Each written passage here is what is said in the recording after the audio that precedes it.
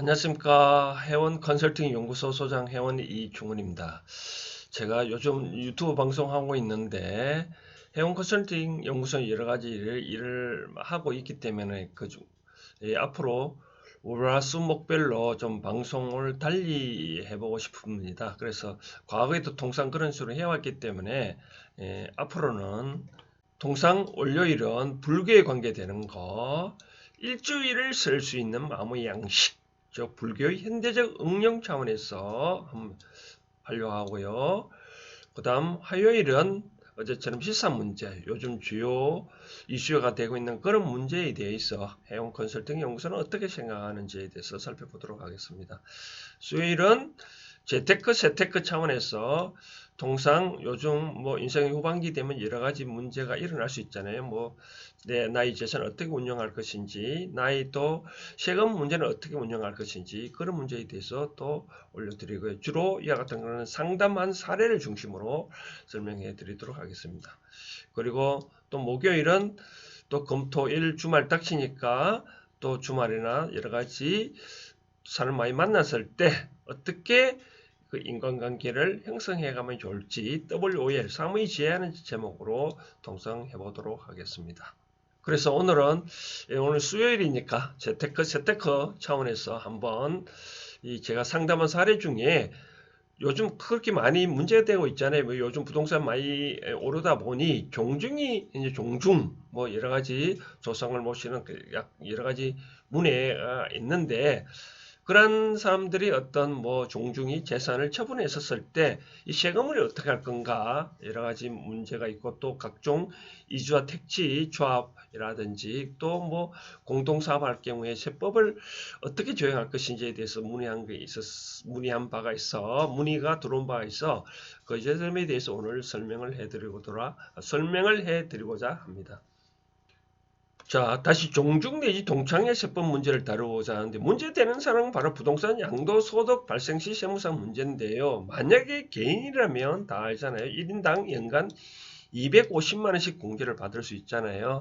만약에 만약 회원이 100명이라면 만약에 이 종중을 개인으로 봐서 만약에 세법을 적용한다면 100명이라면 2억 5천만 원까지 소득이 발생하면 세금을 안 낼 수 있잖아요. 그래서 과거에 어떤 뭐 종중 단체에서 자기네들이 부동산을 팔았는데 세금을 왜냐면 거의 한 소득이 2억 5천 정도 발생했나 봐요. 그 자기네들은 뭐 종중이 100명이니까 공제받으면 세금이 없지 않느냐 해가지고 신고 안 하고 있다가 나중에 아니다 종중은 바로 이 개인으로 보면 안 된다 해가지고 과세한 문제가 있는데 그런 문제에 대해서 한번 살펴보도록 하겠습니다. 그러면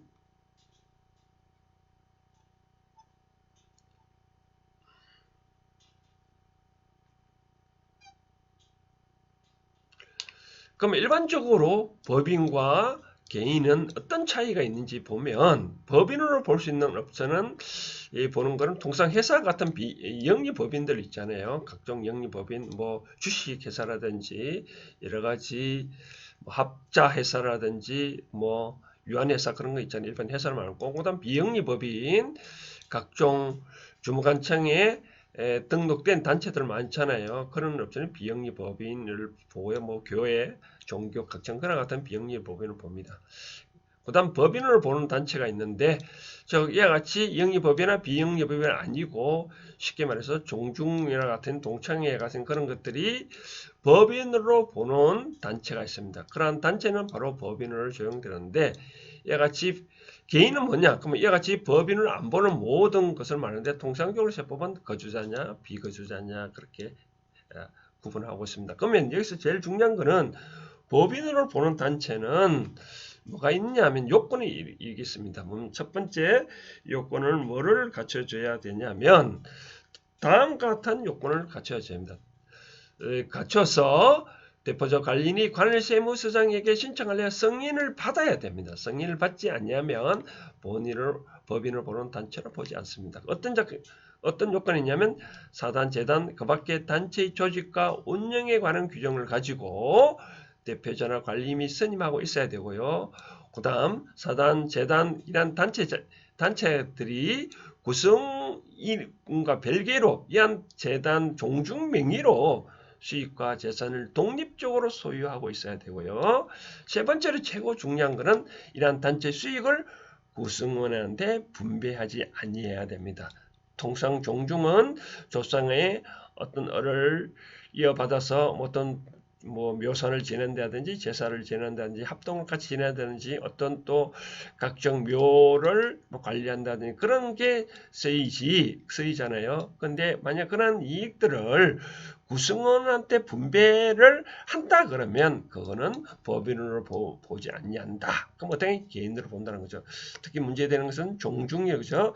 이 종중같이 통상 보면 이 구성을 분배하지 않냐고 어떤 이 종중 단체를 위해서 쓰는 것 같더라고요. 수익이 발생하면. 또 동창회도 보면 만약에 이 동창회도 이와 같이 동창회 학교의 졸업생들 발전을 위해서 어떤 이익이 생기더라도 구성원한테 분배하지 않냐면 바로 이 법인으로 보는 단체가 될 수 있습니다. 그래서 관할세정의 승인을 받으면 돼야 됩니다. 그런데 만약에 이와 같이 이 종중회 동창회도 이와 같이 관을 세무장의 승인을 받아서 승인을 받지 못한다면 아까 개인으로 봐서 그러한 단체도 하나의 이 법인으로 보지 아니한다고. 통상적으로 우리가 옛날에 울산 송정지구 유주택지조합이 있었는데 이한 조합들하든지 일반 조합 공동사업들을 가보면 구성원들한테 어떤 이익을 분배하잖아요. 그렇죠? 이익을 분배하면 이익 받은 별로 세법을 적용하거든요. 그 같은 건 바로 소득세법을 적용한다라고 되어 있습니다. 그러면 이와 같이 그럼 세법을 어떻게 적용할 건가 봤을 때 이와 같이 법인은 보면 법인세법을 적용받고 개인은 바로 소득세법을 적용하잖아요. 세율도 각각 차이가 나오고 있습니다. 바로 법인세율과 또 만약 법인이 어떤 부동산을 팔게 되면 법인세율 플러스 부가세율 10% 더 추가되는데 과거에는 법인세 특별 부가세라 해가지고 별도로 25% 20% 각 세율을 때렸는데 최근에 또 법인이 많이 부동산을 많이 처벌하게 되면 다시 또 부활된 것 같아요. 그래서 별도로 10% 부과되는데 법인세율은 어떻게 되냐면 보면 법인세율은 2억 원 이하는 10% 세율을 적용되고요. 2억 초과 200원은 20% 적용을 되네요. 그렇죠? 또 200억 초과 3천억까지는 22%, 3천억 초과되는 부분은 25% 세율을 적용을 받네요. 그런데 만약에 개인은 세율이 어떻게 되냐면 초과 누진 세율을 하잖아요. 통상 6%에서 45% 세율이 좀 비싸죠. 그렇죠? 좀 높죠.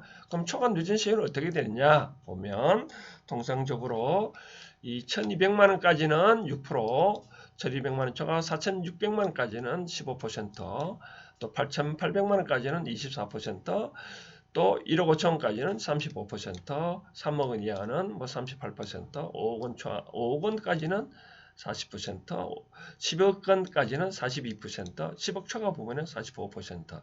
세금 차이 상당히 많죠, 그렇죠? 이와 같이 개인은 이렇게 세금이 많습니다.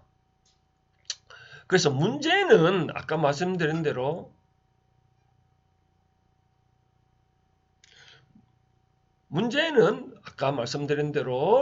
바로 이 개인이란 바로 1인당 250만 원씩 공제를 받는데 법인은 이러한 공제 제도가 없잖아요. 그렇죠?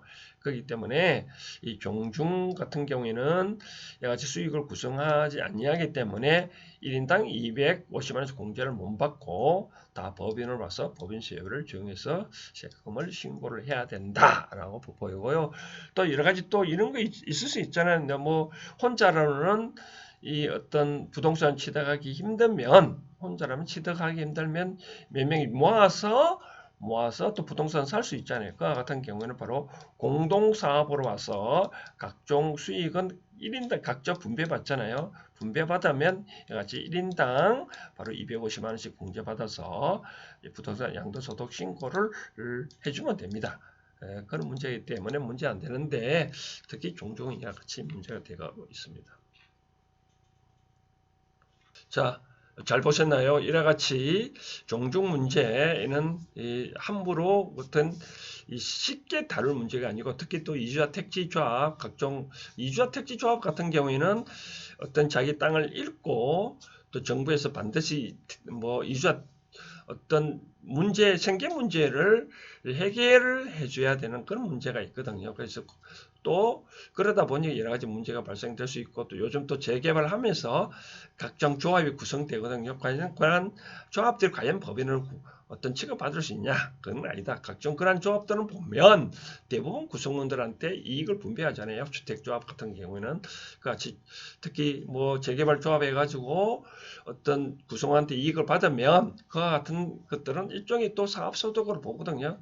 사업소득 받으면 또 자기가 근로자라 하더라도 사업소득은 또 사업소득 별도로 이 근로자의 소득과 합산해가지고 또 이듬해 이거래 5월에 종합소득 신고를 해야 된다라고 조심함. 또 구세청이 또 통보해야 합니다. 이와 같이 또 귀신같이 알아서 사업소득을 있으니 또 종합소득 신고하라고 또 연락이 옵니다. 그러면 그와 같이 종합소득 신고를 하면 됩니다. 제가 과거에 직장 다닐 때 그렇게 사업소득을 해서 신고를 대신 합쳐서 종합소득 신고를 해준 사례가 있는데, 그렇게 또 생각하면 될 것 같습니다. 그래서 각종 그렇게 뭐 세법상 앞으로 궁금한 사항이 있으면 저희 댓글에 남겨주시면 제가 댓글 보고 매주 수요일마다 재테크 차원에서 방송을 해드리도록 하겠습니다. 오늘은 여기까지 하겠습니다. 감사합니다.